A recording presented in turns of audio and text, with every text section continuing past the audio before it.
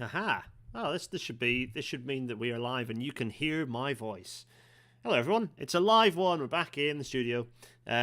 Whatever the studio is, we're here. How is everyone? You all well? Hello, folks in the chat. Everyone's tuning in.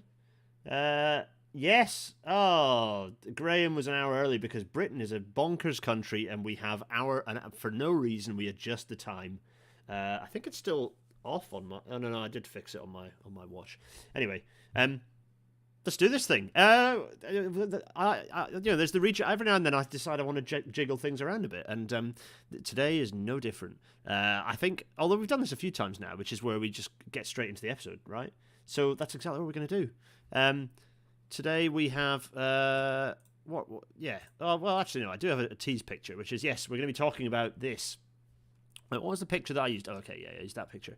We're going to be talking about this. This picture here is the one that I found most puzzling. It was me and Nigel Harris late at night poring over this image, trying to work out what the hell we thought might have happened. Because although publicly we might not be speculating, behind the scenes you do try and work out, well, what has happened here? What's gone wrong?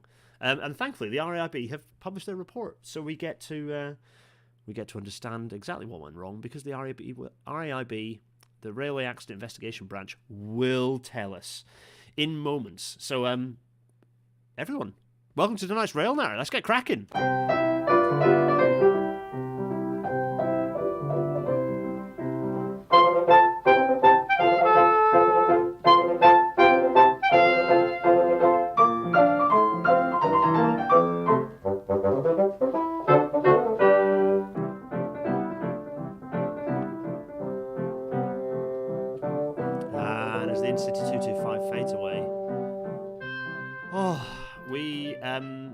This picture. Thankfully, this was an incident that resulted in no harm coming to anyone. But there are lots. It was a very scary incident. Firstly, because the train, it could have been a train going at 90 miles an hour. It could have been much faster. It could have had people on it other than the staff and driver. Lots of scary things going on here. And also it's scary because of what it tells us about, potentially, some sort of loss of corporate memory. Let's put it that way. So yes, not great. So anyway, we'll pick through the report. But first, we have to look at the COVID stats. Here they are.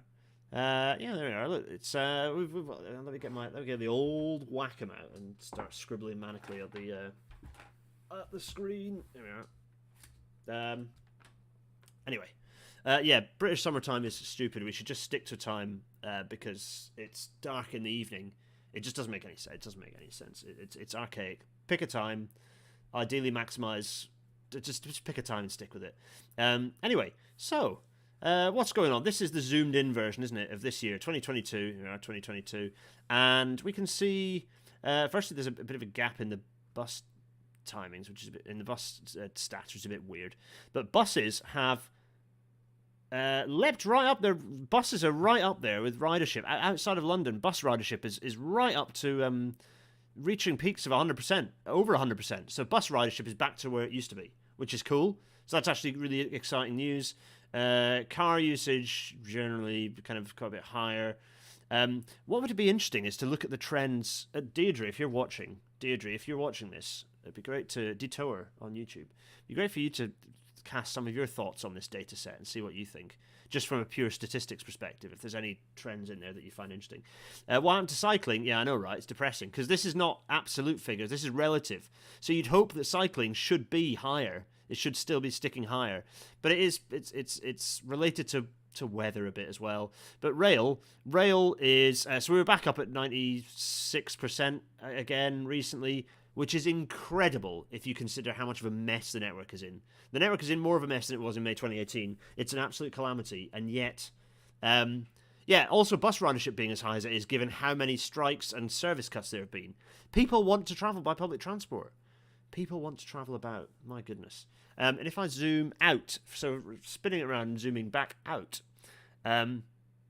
what's interesting, the interesting thing to observe, so this is this is looking at the whole data set right the way from the start of the pandemic onwards, coming up to the end of 2022 now, and which is kind of shocking. But anyway, this macro trend that I was talking about, that I was worried about, seems to not be so much of a thing, because I was worried that there's a bit of a sort of a... Okay, I've exaggerated slightly there, but a bit of a... Oh my goodness, sorry, my finger is plodding off. There we are.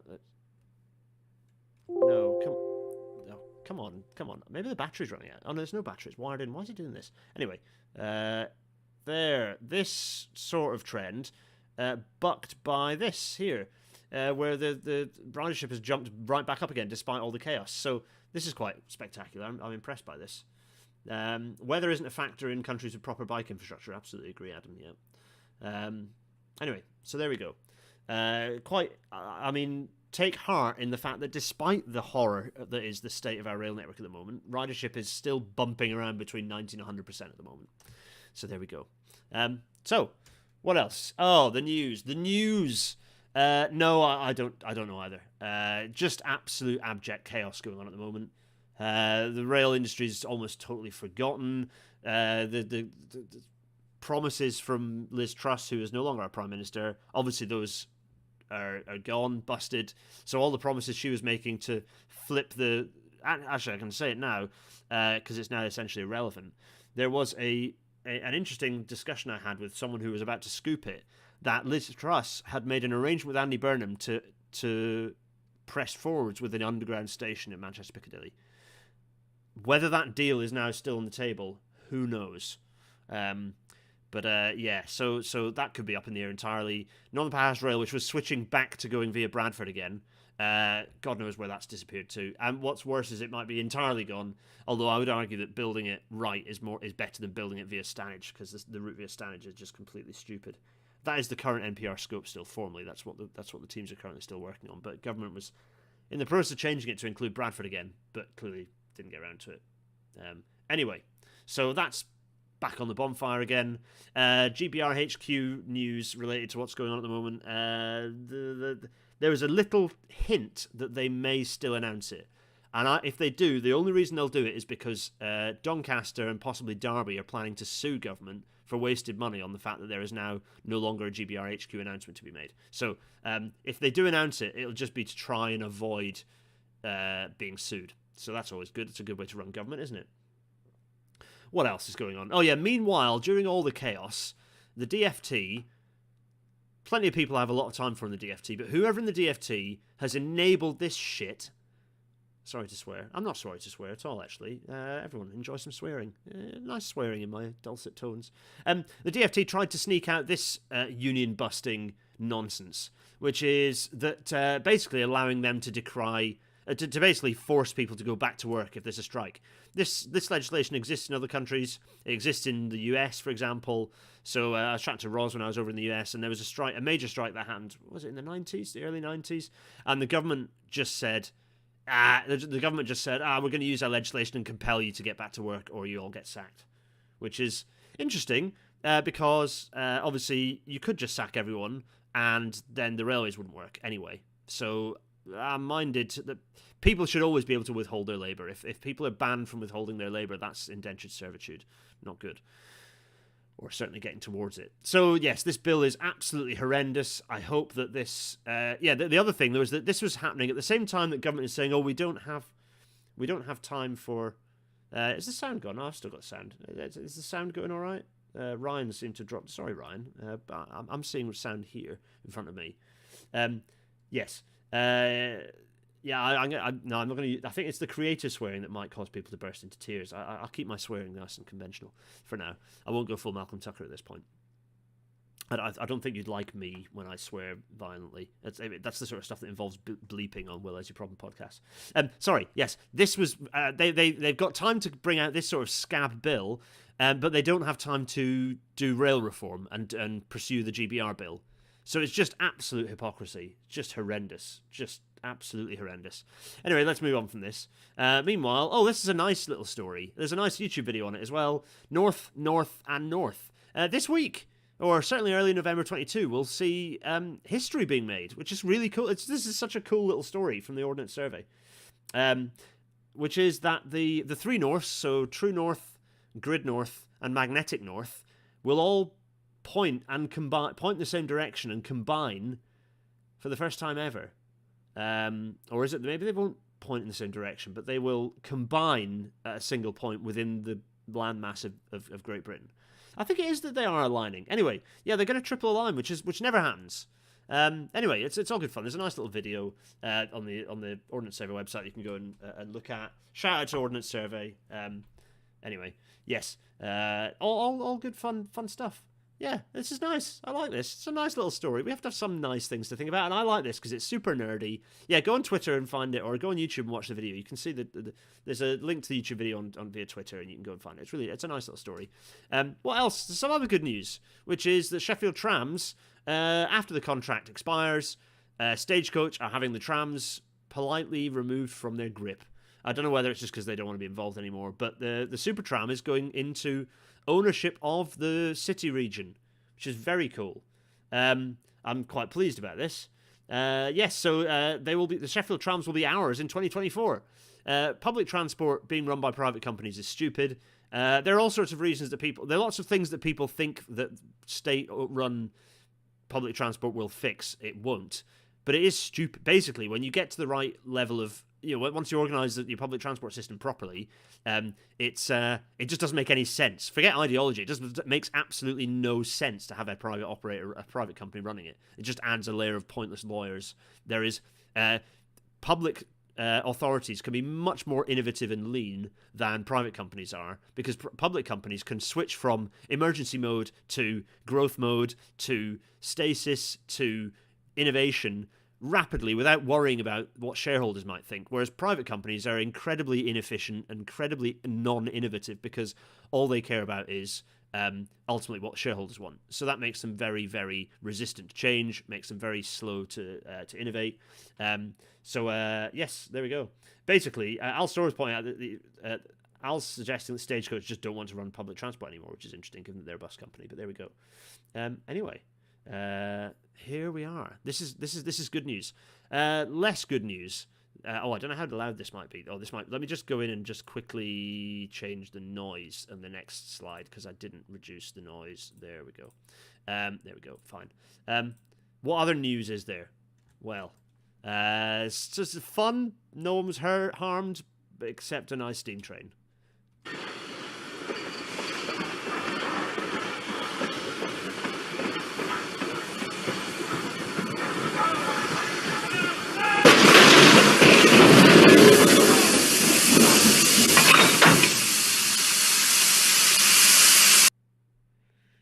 That was really loud in my ears. Sorry, everyone, if that was still really loud. This was not good. I was on this railway line, not the heritage one, but whizzing through here on a pretty fast train with Roz going to Harrisburg. This is Strasbourg, which is where or is it Strasbourg? I don't know how the Americans pronounce this one. Roz, I've forgotten how you said it. Anyway, this is not good. This is why signalling is a good idea. As you can, it's a pretty cut and dry situation. The engineer, what we call a driver, I don't know why engineers are called engineers, it's a bit confusing, but the engineer of the train proceeded without confirming that they knew that their route ahead was clear and was appropriately set. This is not good.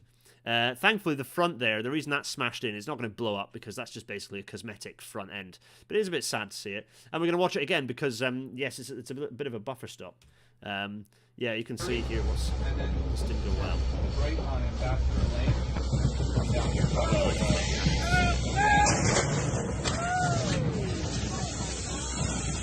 Okay. North and Western liveried. Not good. There's a lot of people looking forward to having a nice heritage run with a steam train, and now they're going to be sat in there and probably get hauled by a diesel. How upsetting. Anyway, yeah, not the best. Not the best at all. So, yeah, whammy. The other reason I put whammy up is because I was enjoying watching the Phils. Watching the Phillies. Go Phillies. I like sports now. I'm a sports guy. I had a lot of fun going to the US. Had a lot of fun going to the US. And let's get my little face up. Hello. Let's go big face. Hi, everyone. It's me, your host. This weird accent guy. Yes, they did indeed expect to go the other way at that switch. It feels relevant to go from that nonsense onto and not having signaling to a system with signaling and resulting in a wrong side failure and derailing an HST. So we can laugh, but we're about to find out that we are no better. No signal, only use watch, says Adam.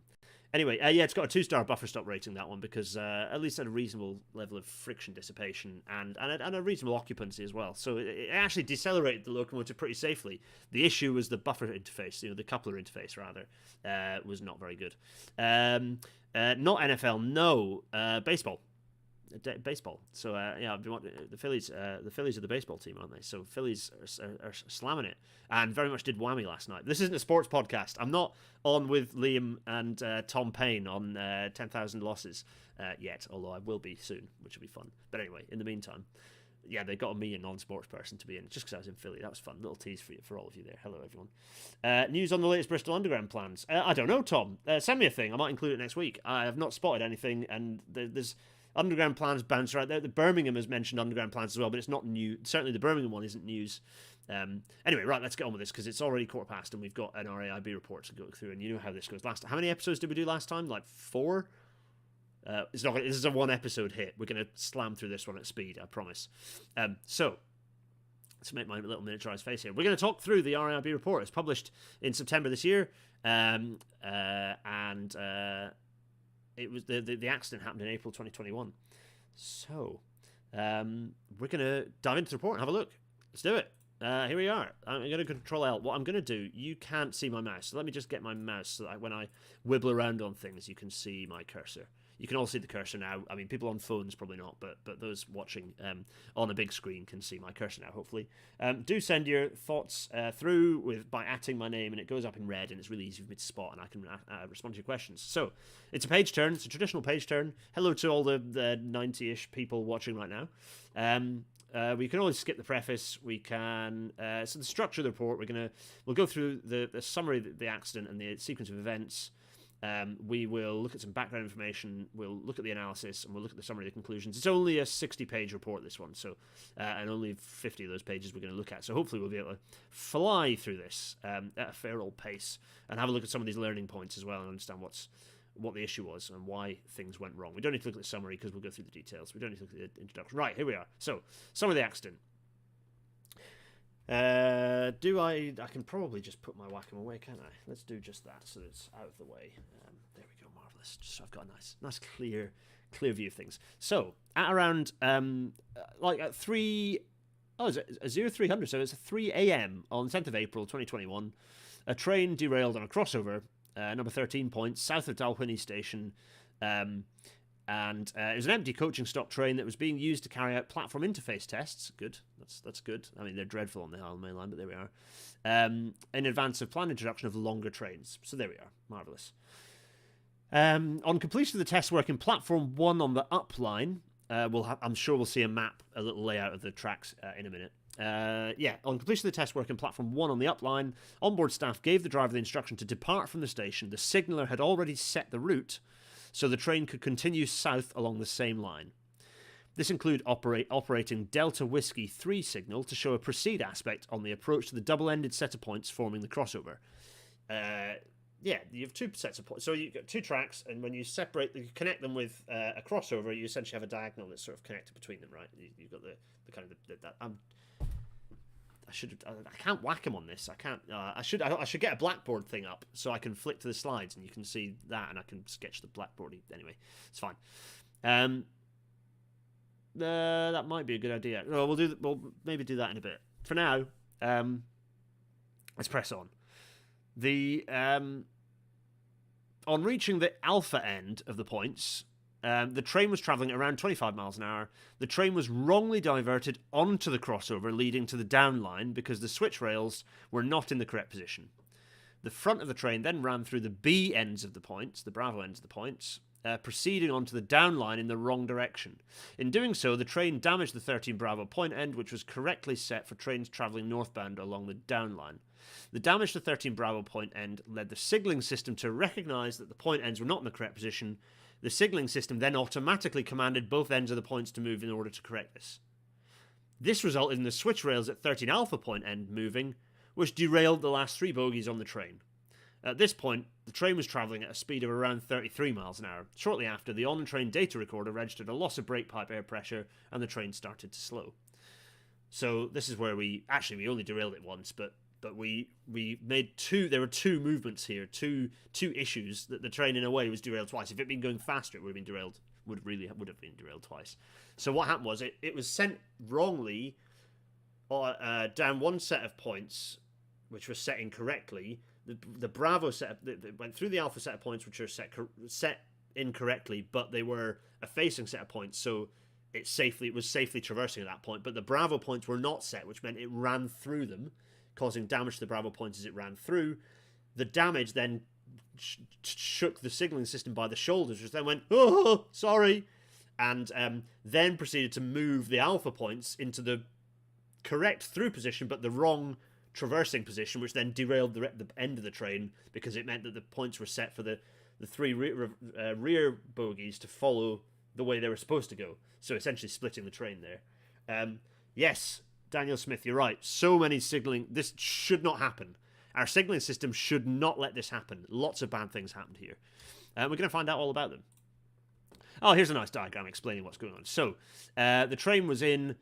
So we've got. So the left-hand side here is to Inverness. No, it's the other way around. That's a bit weird. Anyway, the left-hand side here is towards Inverness. The right-hand side is towards Perth. So the left-hand side is north, right-hand side is south. The train from platform 1 departed, went through 13A, wrongly routed towards 13B, which it ran through, and then 13A switched. So yeah, you can see this is what it was. So this is showing, yes, so this is showing the lower diagrams show the positions. So this is what it should have been set to, yes, and then this is what it was set to. So yeah, 13 Alpha wrongly set for the crossover. So these should always be mirrored, essentially. You should never operate these individually. The two sets of points either side of a crossover have to operate together. So this is bad. The driver had started to reduce power, felt a lurch as the train moved across onto the down line. He applied the emergency brake as the train stopped. The rear of the train came to a stand around 35 metres beyond the toes of 13 Bravo point end. The driver then alerted the signaller. The derailment resulted in damage to both the train and the railway infrastructure, mainly the track and signalling equipment at 13 points and the deck of the nearby Ben Alder level crossing, yes. Although no one was injured, trains are permitted to travel up to 70 miles an hour through Dalwhinnie station on the up line, while movements over the crossover are restricted to 15 miles an hour. This means that the train could have been travelling at a much higher speed when the derailment occurred. It could also have been carrying passengers.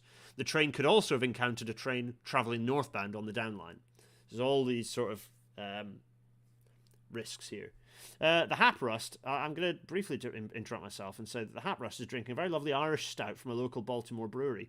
I was in Baltimore to see the B&O Museum Hap Rust, and it was tremendous. And we hung out.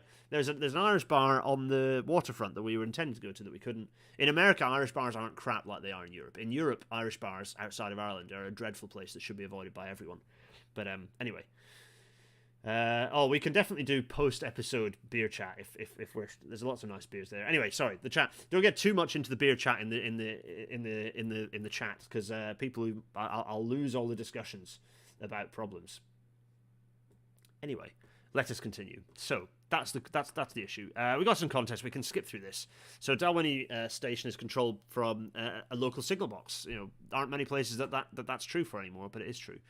It's signalled according to Scottish Region tokenless block system. They're signalled using absolute block principles. Lovely.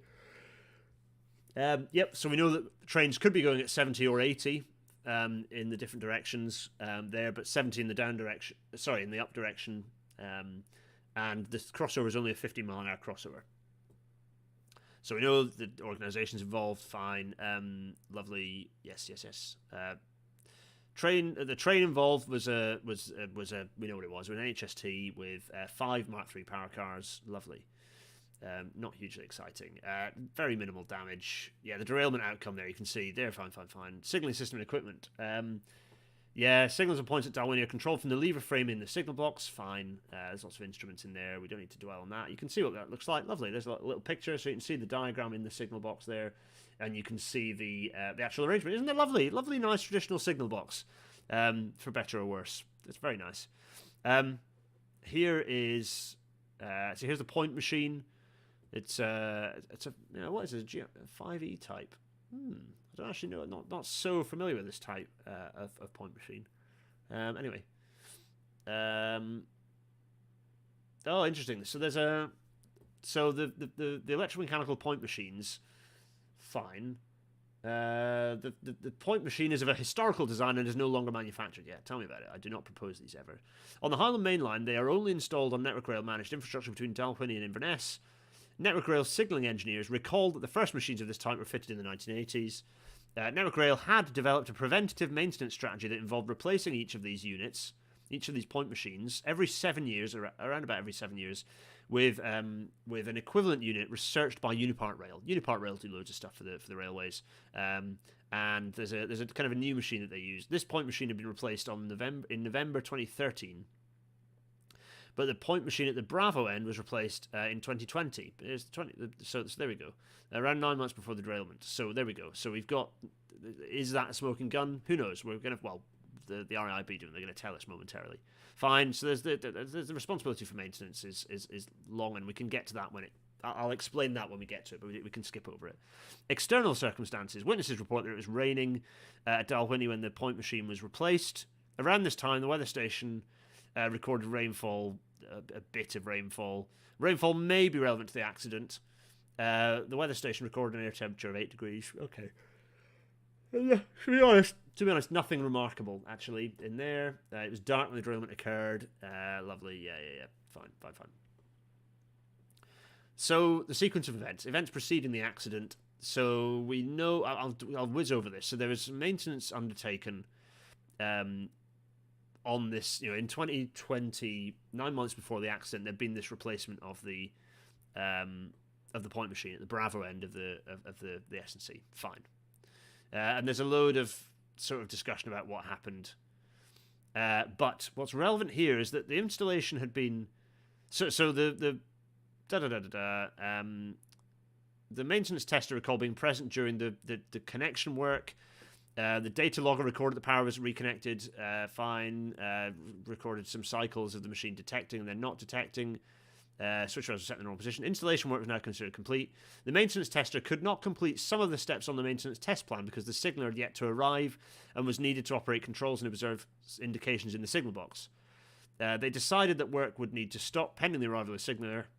Fine. The renewal team replaced the covers on the newly installed point machine, tidied up and returned to their respective vehicles to wait. So this is the shenanigan. There are some shenanigans here. There's no answer from the signal box, despite the maintenance tester calling the box. Eventually, they asked the installer to drive them to the signal box. Once they were there, they found the signaller had only just come on duty and needed some time to get organised. Once the signaller was ready, the maintenance tester asked them to call 13 points to the reverse position and then back to normal. The signalling data logger recorded that this happened at 10:07 hours. Concerned about the need to hand back the line blockages in time, he proceeded to sign out the additional costs. The controller of site safety, they're the person who checks on everyone's safety, and to go back to the relay room to reconnect the track circuits. And so the tester then handed back both lines of being safe to run for trains. The maintenance tester incorrectly believed that he had now completed all the tasks on the maintenance test plan. He filled in the SMTH log sheet and the maintenance test plan list, documents recorded at the time, blah, blah, blah.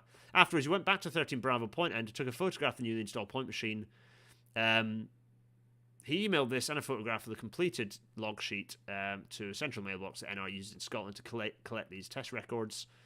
Told the renewal team the work was complete, and they all went back to Inverness and homewards. Okay. So, we can kind of whiz over the train operation, the operation of the train, because we know... there's the log sheet, fine. Very nice handwriting, though. Very nice handwriting indeed, lovely. So there's the photograph that was taken, showing that it was complete, and everyone was kind of happy. Oh, it kind of looks like an HW, this one, I think, doesn't it? Similar. Anyway, fine. We don't have to go through the details of this, because it's not like Carmen. There's not an incredibly complex series of actions, so we're going to dwell on the kind of... We know what happened. We've already talked through what happened, so we can kind of whiz through that. As soon as there had been a derailment, the RAIB came along, the two inspectors came along, and the signalling maintenance staff started signal failure investigation testing. This testing continued for 2 days and identified a wiring discrepancy in the 13 Bravo point machine that had been installed in 2020. So 9 months before. So there's our smoking gun. Network Rail decided to remove the crossover install plain line track where 13 points had been. The point machines were taken to Inverness for storage, and the rail was reopened. I don't know whether they put the crossover back in again, but certainly they decided. I mean, often in the case where you smash up a set of S&C, the quickest thing is just to put plain line in that you can reasonably easily tamp to line, and then get the railway reopened. So, post-derailment examination, track and train. So we can kind of whiz through this as well, I think. Where are we? 24. Yeah, okay. This is going all right. It's not a disaster. Simon's saying that the odd thing... Simon believes the odd thing was that the work was taking place without a signaller on duty. Yeah, I do know what you mean. That is a bit strange. Yes, agreed. Anyway, so... let's keep going. So... This is just a description of what they spotted when they were out there. We don't need to see this because we know what the sequence of events was. Fine. You can see some of the damage here. So you can see that... let's have a look. So a few things at play here. The damage to the S&C being run through. So you can see... actually, I'll zoom in so you can see properly. You can see here that the switchblade has been run through and has been prized away from the stock rail, causing damage. You can see that it's been bent, so it's hit there, but bent, but actually here, so it's bent it horribly because this has obviously been pushed and then bent here. So it's a lot of damage here. Not good. I mean, you could probably refurbish this and get it back to reasonable nick, but I think they've just plain lined it, haven't they? So anyway. And then the other end, where you've got that was the Bravo end. This is the Alpha end. Oh, we were talking about adjustment switches on Twitter today. See, this is a set of unstressed S&C within a continuous welded rail section, so that's why it's got an adjustment switch. Anyway, you can see the line of the wheels running. You see, it's chipped off bits of. You can see where it's run. It's actually run here because it's damaged the base plates, clipped off parts of these BRVs. Not good. Making a right old bloody mess. There we are. You can see the mark. So just identifying. So this is from the fact that these when they did move, when the signalling got jolted in place, when they did move, you can see the damage to the switch toe. It's been struck, and the wheels basically bounced out because they were being pulled by the momentum of the train working its way through the traversing route, not the through route. Those bogies were basically pulled out, and continued to yank along. In the forefoot at this point, it kind of made a mess of the track geometry from that point onwards. So there you go. That's kind of a bit of detail, and you can see the damage. Another image here, the damage showing the damage that's being done. So that's the damage to that's the Bravo ends, and you can see the damage on the kind of level crossing or the foot crossing, which I've crossed a few times going up into the hills. It's very useful there. So not good at all. So, fine, they talk about how there's some discussion here about signal maintenance testing. I'm going to jump through this because it's a lot of detail that's not... I'll see if I can spot... So, as with a page turn, you're seeing how I generally look at these things. You're seeing how I generally do it when I look through these. I don't read everything. I generally, hopefully, get a reasonable idea of the important things to pick out. So, I flick through. This looks like a description of... So here, paragraph 56 here, RAIB are concluding that that there are steps within the process of this standard, the standard test plan, where the wiring discrepancy that was identified, this wiring discrepancy is what caused the wrong side failure. The wiring discrepancy could have been picked up in step 1, which is checking that the replacement point machine was the correct type. Step 11, wire count of the newly installed point machine. And step 18, point detection and corresponding testing. So those three things actually it's not the standard test plan, in the specific test plan for this site, those three steps should have identified that there's an issue. Yes, so there you go. So there's the sort of layout of this is the standard. This is the standard test plan actually, because it's got these yellow things which are related to the fact that it's a standard. So yeah, it's going into what these are, what wire counts are, and all these various bits and pieces. It's another standard, the signalling maintenance standard here as well. There we go. So this is just going through the standards and the authority to work as well. So this is talking about competency and how the competency standard is. applied, and competence is far more rigorously applied to signalling engineers, or at least it was when signalling engineers were mostly in-house. Now that they're all freelancers, they're choosing not to pursue the competency through IRSE, which is not a good thing.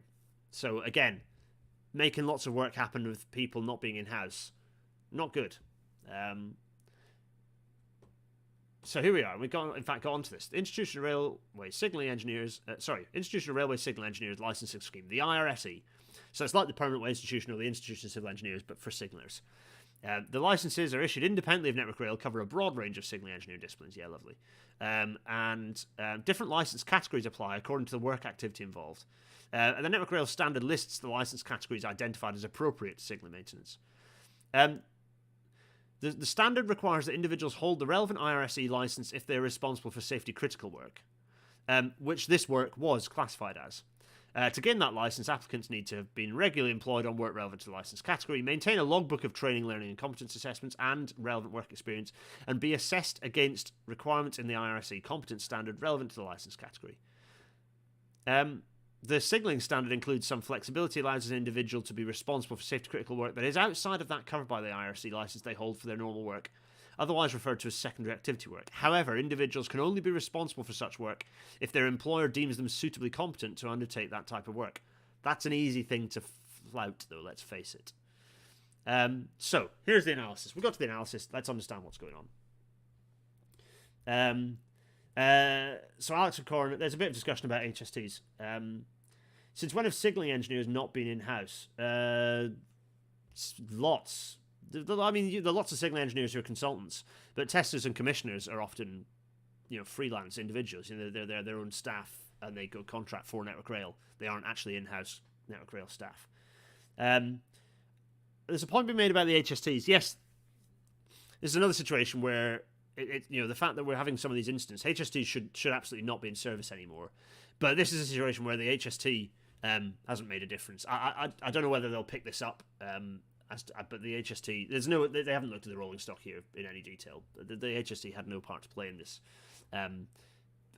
making this better or worse. To be honest, the behaviour would have been the same for any vehicle. But it's just if there was an HST, yes, whiskey to shots. You are right that it is interesting that it's happened to HSTs. It's because HSTs are running the majority of intercity services in Scotland now, which means they're the ones going fast. Which means that if there is an issue that an intercity train is involved in, it's an HST, which isn't good because HSTs are not safe, crash-worthy trains compared to modern rolling stock anymore. So anyway, that's for the Carmen episode. Go and look at crashworthiness episode of that if you're interested in talking about crashworthiness.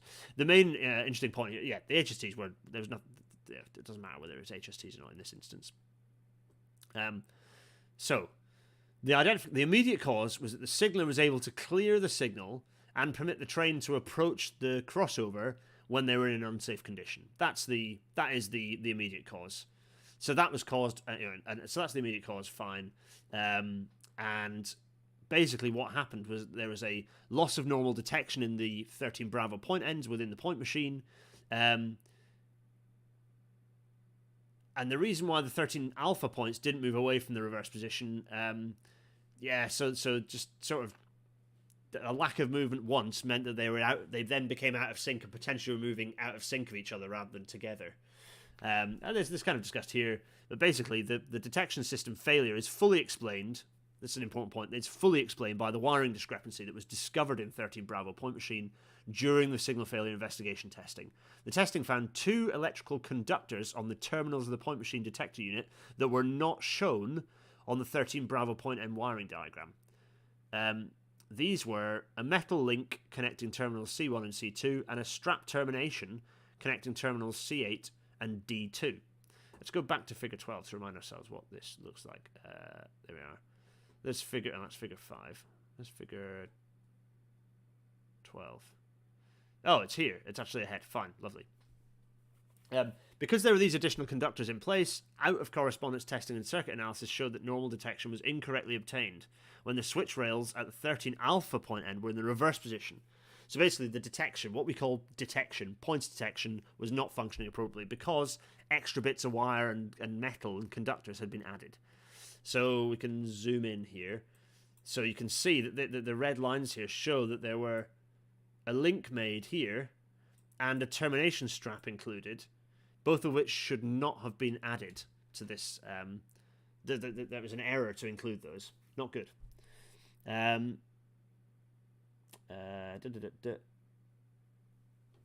So, there we are. Renewal planning. So what are we looking at? Let's just remind myself. So 74. Renewal planning activity did not identify the need to alter the internal wiring in the reservice point machine, possibly because technical information that may have been relevant was either not reviewed or was not available. So this is pointing out, this has been discussed in the body of the report, that there is some discrepancy in the technical information available to actually inform the internal, getting the internal wiring right. So clearly some scary mistakes there. Planning process. The section supervisor did not understand that he was supposed to consider listed technical information as part of the planning process. This is a possible factor. There we go. So there we are. So that's a possible factor. Sorry, I don't know why I just went and said. Well, there we are, because I was reading it and I didn't actually read out what I read. I read it in my brain, in my inside voice. That's not useful. Basically, it's pointing out the fact that there was a planning process. That within the planning process, there was a potential step that was missed by the section supervisor in including relevant and listed technical information. The next one's a bit of a scary one, which is that is related to point machine product information. No product information was made available to the Network Rail signaling engineering team that described how the internal wiring in the reservice point machine was configured, or that it was necessary to check if alteration was needed. This is a possible factor. Supporting product information could have altered those planning, alerted those planning the renewal work to relevant restrictions and precautions, and then led to the renewal team then being briefed and informed that alteration was necessary. Interesting. RAIB found no evidence that relevant product information was made available through processes used for product acceptance, product information management, procurement delivery, and product labeling. So that's a bit of an oof right there. The product approval processes and product acceptance process is pretty rigorous. So it's a bit embarrassing that. Yes. So Daniel Smith, it's fantastic, Daniel. I know you've got signaling experience. I'm glad you're here. Those extraneous straps are required for single endpoints, but not for double end crossovers. There you go. So those, I presume, including those, essentially isolates the behavior of a single switch, which doesn't require the detection of another set of points in running it, right? Thanks Daniel. I always enjoy. It's like Carmen when we had drivers on it. Daniel, it's very good to have someone with signaling experience involved. Very good. Yes, here we are. So it was actually reserved. The point machine was fitted to 13 Bravo points. Was actually reserviced in York. Yeah, Unipart Rail Signalling Workshop in York. Network Rail was unable to provide information on how it expected the internal wiring to be configured. Yes, okay. Interesting. Anyway, pre-installation checks. The pre-installation checks in the specified maintenance test plan did not identify the need to alter the internal wiring in the reservice point machine. So what's emerging? Sorry, I'm just kind of clocking on. So what's happened is that Unipart Rail have reserviced it and fitted the internal wiring as if it was a single end set of points, so just a switch on its own. And they hadn't applied any information or labeling to say that unit should not be fitted into a crossover. So that's, yeah. Whiskey to Shots is asking if there's no mechanical backup to ensure the point motors don't stay in sync with these failsafes. Well, no, there's an electromechanical failsafe. The issue is that it was bypassed. that's the problem. This is the failsafe. So that, okay, is that, I believe that's what then has happened, isn't it? They've Unipart Rail have fitted fitted the internal wiring for a single set of points, but then it's been used without alteration in a crossover. There we go. That's interesting and worrying. The pre-installation checks carried out by installer A did not identify the wiring discrepancy, possibly because of weaknesses in their definition and how they were executed. So the checks there, weaknesses in the definition of the checks and how they were executed. So you remember there's a bit that I kind of flipped through defining what those there was three or four steps that were checks, like the wire count check, and this The RAIB are saying that there's ambiguity in the wording of what that check actually comprises, which is a problem. So they're kind of pointing out some issues. Maintenance tester's actions. The maintenance tester did not verify the checks carried out by installer A. This is a possible factor. And the post-installation wire count in the specified maintenance test plan did not identify the differences between the detection circuit wiring in the newly installed point machine and the site wiring diagram. So there we go. Gareth Williams is asking a very good question, which is, forgive me if you're coming to this later, but if the motor was changed 9 months earlier, how come this accident took so long to happen? I think this will get brought up at the end, but I believe that that's because this doesn't get used much in normal. This set of points doesn't get used much in normal operation, and so it's only when it's perhaps been used once before and then reset.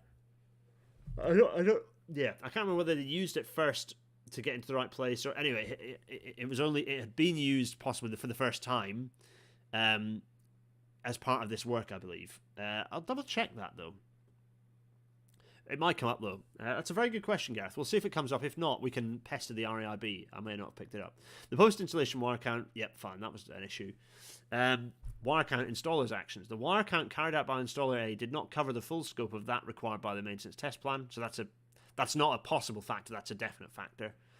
The maintenance tester incorrectly assumed that the work that installer A carried out meant that the full scope of the required wire count had been covered. So again, an error there really in assuming that an appropriate level of checking had occurred. The maintenance tester did not separately verify that the wire count had covered the full scope required by the maintenance test plan. Yeah, so there's definitely a communication issue here, a misinterpretation of the rigor required as part of the verification testing. Yes, and Daniel Smith is also pointing out a full out of correspondence test would have detected this error too, as you test every single permutation of the points for detection correspondence. Yes, so for me this is a really worrying. It's not just one error, that it's, as ever, Swiss cheese, a series of lackadaisical approach to testing. Complacency has resulted in this failure. And exactly, we're about to get to the point that Daniel Smith just made. The maintenance tester did not complete the specified out-of-correspondence testing following installation of the reserviced point machine. It's exactly as Daniel just said. The lack of full out-of-correspondence test is a cause of the issue here. And you can see what's interesting here is that there's a little diagram they've done of the timeline of events and an interruption. It's a bit like if you ever watch Air Crash Investigation, when they've got a checklist and they get interrupted by something, and sometimes they skip a bit or they miss a bit or they don't reorient to the original task. If there's something that occupies, crew resource management, there's something that occupies both people's attention. And in a way, this is a failure of crew resource management on the railways. We need to apply this sort of crew resource management, staff resource management, the same logic as in airliners, to the railways. You can see original task. The tester. A TNC, a tester and commissioner, is an incredibly safety critical. They're one of the few people who the absolute buck stops with them in terms of safety. If they do something wrong, this sort of stuff happens. So, the fact that we have, let me have a look at this. So, if you go through here, you've got an original task. The tester should have been absolutely sticking to that task. The fact they then went to have to go and have to hunt for the signaller meant that they interrupted their original task, and they then did not reorient to that original task. So this is a crew resource management issue here. So here we are: suspension of original task, attention capture, and decision making. Yeah, this is really key. So we've kind of talked a bit about that. Lack of reorientation then to the original task was definitely an issue. Not good. Fine. There's some extracts here related to other bits. Other individual factors. In March 2020, the maintenance tester needed to self-isolate as he had COVID-19 symptoms. The Inverness section manager was aware of this. The maintenance tester stated that he subsequently started to suffer from general tiredness, memory and concentration issues. He did not make the Inverness section manager aware of these issues because he felt they were not of sufficient concern and were not affecting his work. The maintenance tester believed that he was coping and that the sense of general tiredness was the result of other well-being concerns that his line managers already knew about. RAIB is unable to completely discount any problems that the maintenance tester started to have as a result of his COVID-19 symptoms as a factor in him not correctly reorientating to the original. So fatigue here sounds like a bit of a factor once again. So there we go. So yeah, Daniel's pointing out that Gareth Williams is asking some questions. Yes, the points worked as commanded. Had the points worked as commanded, they wouldn't have been out of correspondence to begin with. But the wiring error meant that this out of correspondence wasn't detected. There's an excellent chat going on in the chat column. So thanks everyone for this discussion. It's always really valuable. Identification of underlying factors. Network Rail's signaling maintenance standards did not result in working arrangements that led to the maintenance tester carrying out checks and tests that were independent of those responsible for installing the point machine. This is a probable underlying factor, a lack of independence. So if you've got an installation team, there might well be a contract, they might well not be Network Rail, it might be a contracting team. There should be a Network Rail tester there, someone with a reasonable level of independence to ensure that the working arrangements didn't make that happen. For the principle of independence to be effective, two separate parties are required. The installation party responsible for ensuring the correct equipment is correctly installed and functions correctly, and the testing party responsible for verifying the work carried out by the installation party. There need to be clearly defined roles and responsibilities for each, together with prescribed arrangements for the handover between them. So the installation team need to validate their own work, and they need to be confident that everything is installed and functioning correctly. And then the testing party validate that. They validate and verify that work has been undertaken correctly. I'm being asked if there's a RACI, an RACI document for this type of task. What is a RACI? Wait a minute. RACI. There's a RACI. See, there's a responsibility assignment matrix. There we are. The responsibility assignment RACI is RACI is an acronym derived from the four key responsibilities: responsible, accountable, consulted, informed. RACI matrix. There we are. Thanks, Tom. Possibly, but maybe structured slightly differently. Anyway, right. Let me continue. So. Yes, roles and responsibility of installers, handing over modified signals is clearly a failure in the process here. And here are some observations by the RAIB. Competence management. The Network Rail staff involved in the renewal work undertaken at 13 points did not hold all the competencies that Network Rail standards defined as relevant. That's a bit of a red flag right there. So that's not good. Now, here's a slightly scary observation that's going to be here. Previous occurrences of a similar character. And straight in with Clapham. It resulted in the deaths of 35 people and injury to nearly 500 more. It occurred when a signal that should have been showing a danger aspect erroneously showed a proceed aspect. The hidden report was undertaken, the hidden inquiry, and then the associated report. The failure which caused the erroneous aspect arose from work carried out as part of a resignaling scheme. A resignaling relay was incorrectly energized when a wire which had been disconnected came back into contact with the relay. This caused a track circuit to show unoccupied when in fact it was occupied by a train. If a wire count had been carried out, the failure would have been avoided. The report recommended that British Rail should urgently ensure that an independent wire count is carried out as a matter of course during signal testing. And yet, here we are.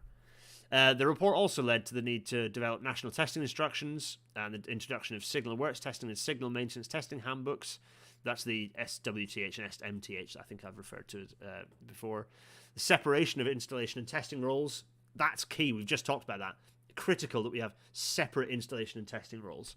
And the need to improve training and certification of testers and the introduction of the IRSE licensing scheme. So we're slipping. We're losing memory of these.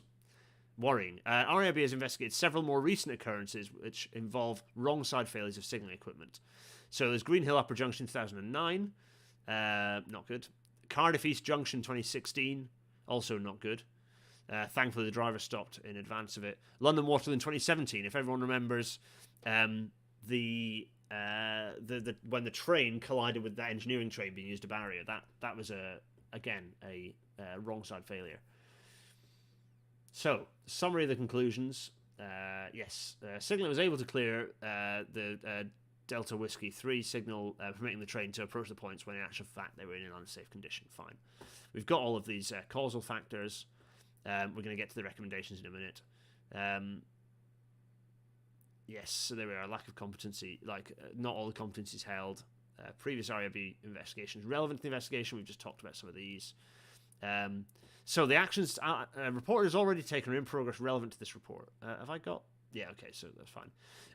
In August 2019, Network Rail published its report of an investigation into problems faced during signal maintenance testing. The investigation followed a perceived increase of close calls. So there is an understanding in the industry that we're seeing more of these incidents or close calls close to these incidents. Although it found that the by Network Rail before the accident had happened, concluded that improvements could be made. The improvements primarily concerned competence management and process clarification and simplification. Recognising the reliance placed on the attitude and aptitude of individuals involved, it also identified issues for escalation relating to resources and pressure. These issues included the need for senior signal maintenance team members to take on several roles, including costs, maintenance tester, person in charge, and team leader. Absolutely, really they should just be an individual cost, just to an individual cost and potentially an inverse acting them acting as a person in charge as well. So there we go. So they issued a revision of the signal maintenance testing handbook. Fine, which involved following some major restructuring of the document, which is good. So they have made some changes. In December 2020, Network Rail made changes mandating the use of wire count grid sheets. In September 2021, it made changes clarifying the need to use permutation grid sheets. So there we go. So that it's making this wire count. It's acting on that Clapham wire count recommendation from 1988. From the hidden report subsequently. Network Rail removed 13 points immediately after the derailment and installed plain line track on the up and down lines. Network Rail has also started a project to remove all of these old point machines in the Scotland region. And this is because of Unipart's decision to close its workshop in York. Well, Unipart haven't made that decision. They've been forced to by York Central, but that's another story. Look, I'm such a nerd. Network Rail's plan is to replace the point machines with HW-type equivalents. Yeah, there we are. I did say that they look pretty similar to HW. Donald Brannigan is pointing out that RACI, R-A-C-I, is used a lot in the aerospace engineering world. There we go. Sorry. Thanks, Tom. Fine. There we go. There we are.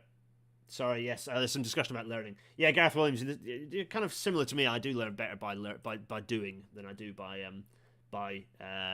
reading. I need to do the thing and then it gets into my brain.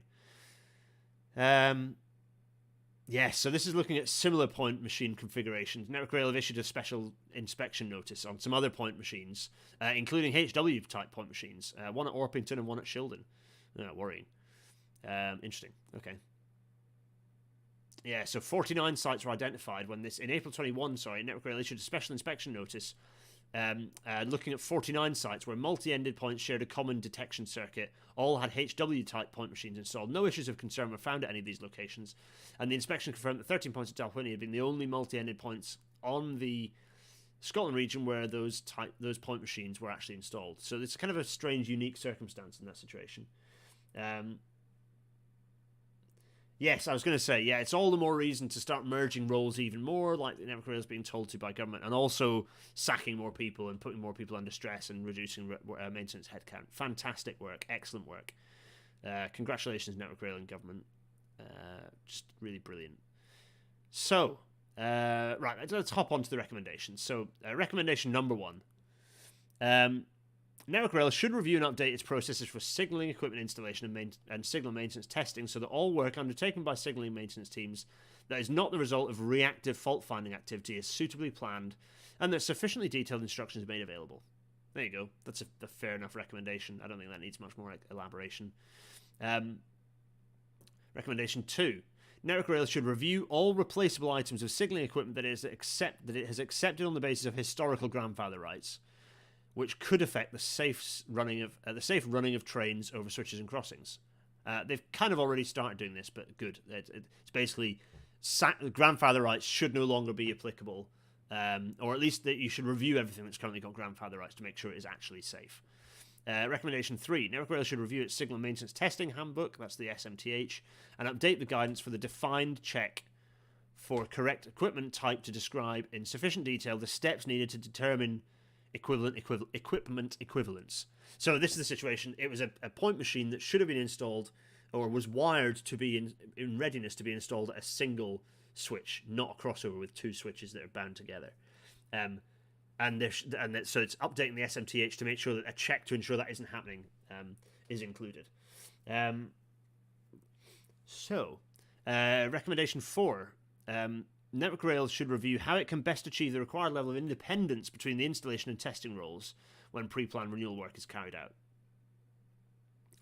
And it should take into account how people actually undertake these roles currently. So there you go.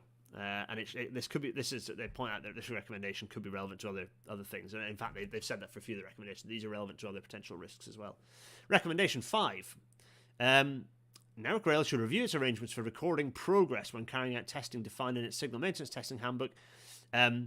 Essentially, this is to reduce the likelihood of essential signal maintenance testing tasks being overlooked and not completed. It's a little bit of a checklist. This is why in modern airliners checklists are digitized rather than paper, so that they actually work through the checklist on screen, so that if there's an issue, you get distracted, you can come back to the checklist and not accidentally skip a step. It's the same lot. That's exactly what this recommendation is really talking about.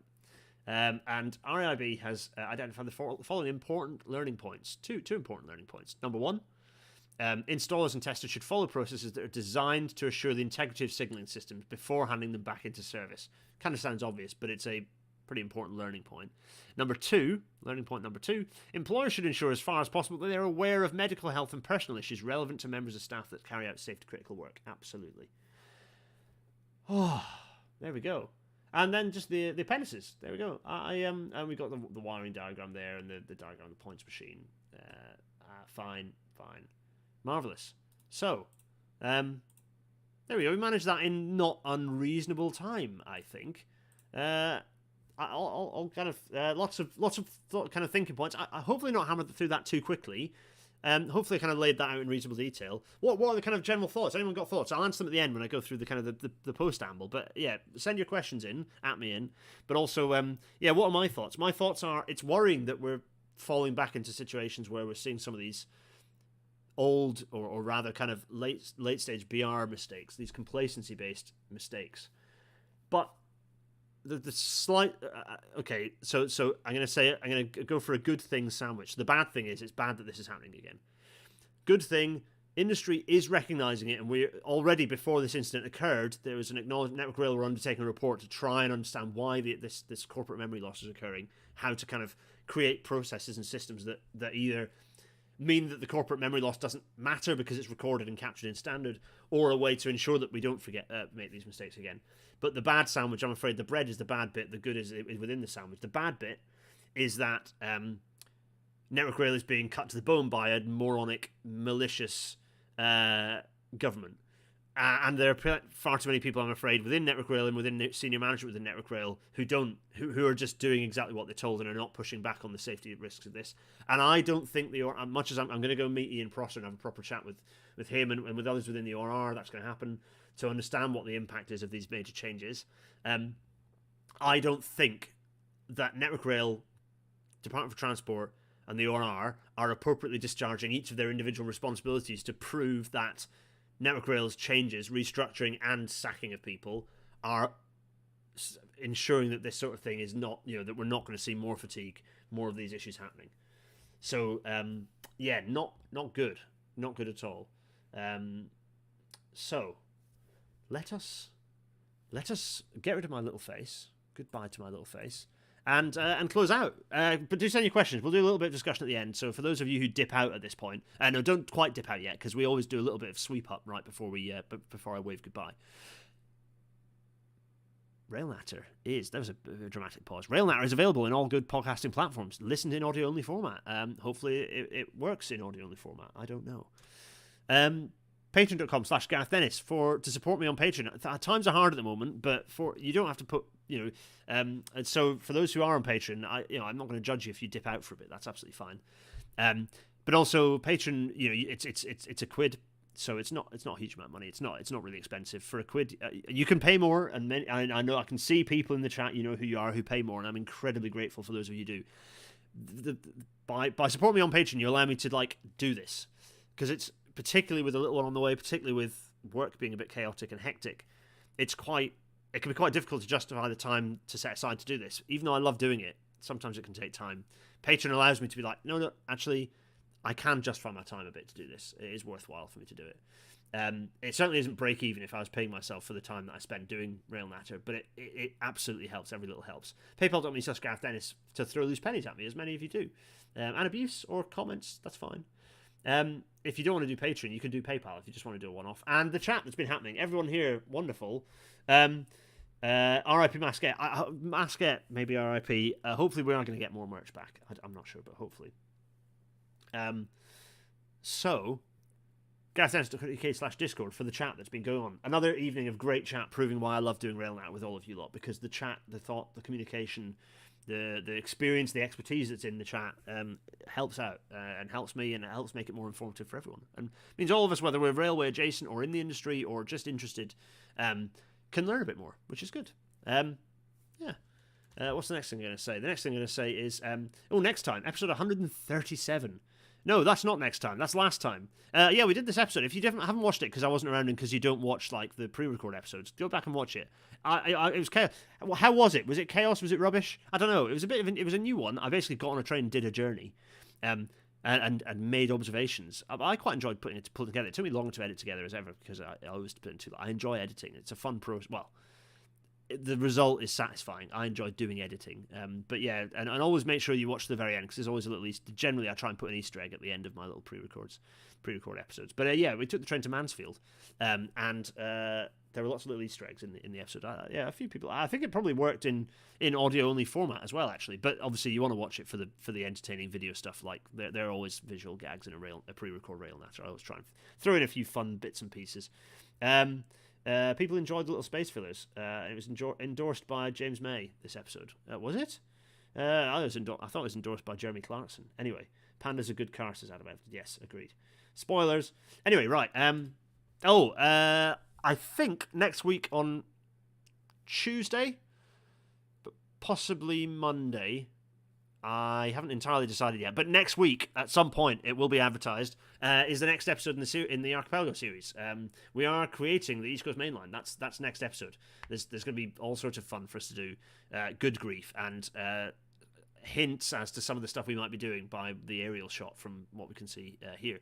Yes, lots of things to happen in that episode. It should be fun. I'm looking forward to it. The Panda is endorsed by James May. Yes, Mansfield is not endorsed by James May. Yes, agreed.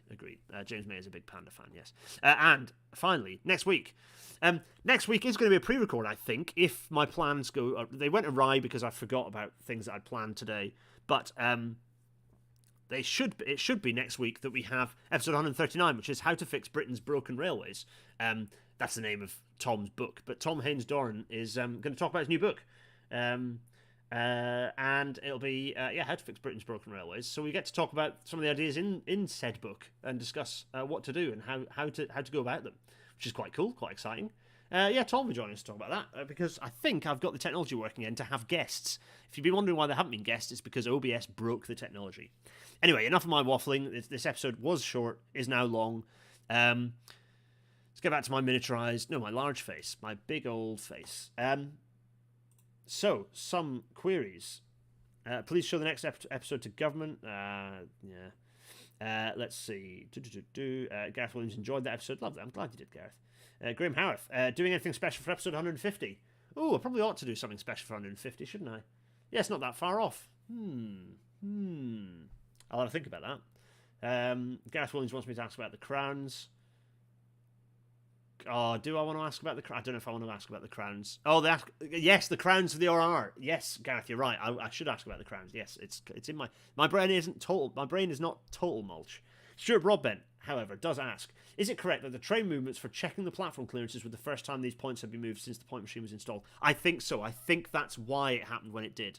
It wasn't that they'd been sat they'd been sat dangerous for 9 months, but the issue they hadn't moved into being out of sequence until the movement to put the train in the right place at platform 1. I think that's right, Stuart. Yeah.